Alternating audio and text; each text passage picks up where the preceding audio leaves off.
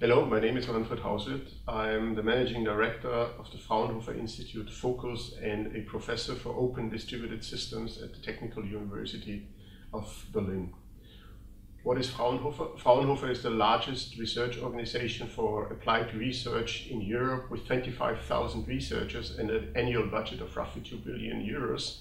Fraunhofer FOKUS is the largest ICT institute among the 66 Fraunhofer Institute and focuses on networking technologies from the network to the data to the organizational and people level. We do a lot of research in the Internet of Things, which means we build toolkits that enable machine-to-machine communication and that allow applications to discover data in real time they depend on, infer context, and inject these context again into the system to guide and steer the system in the direction the application needs to. So what is context? Context is a combination of data plus inference, what this combination of data means, and data only becomes relevant if you understand it in the context of other data. So for example, a GPS position means nothing by itself. If you put it in context with a geographical information system, you may know that you're actually driving on a street in a city on what lane. So the context of the data is of paramount importance. New application domains like the Internet of Things pose new challenges to the discovery of data and the discovery and definition of context.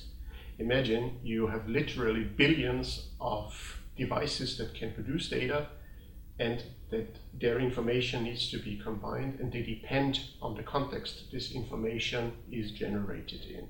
So how do you discover data and context? There will not be a centralized Google to be able to find all the information in real time. Rather, we will have to go down new roads, new architectural roads that allow us to come up with means and infrastructures to A, describe the data, to find the data, and to put the data in context and thus react on it.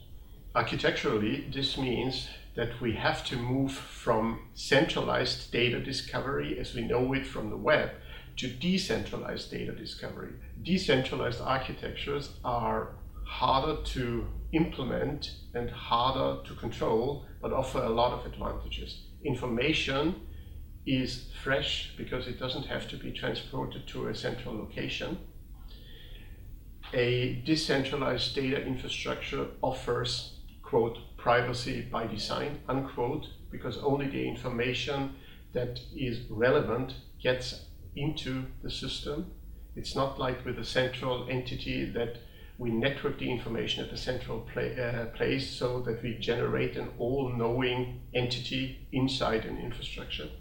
And on the other hand, the system becomes scalable because the processing and the algorithms are executed on a much larger number of distributed nodes, and you can design the system in a way that only the relevant information, the information that's actually requested, is transported over the network.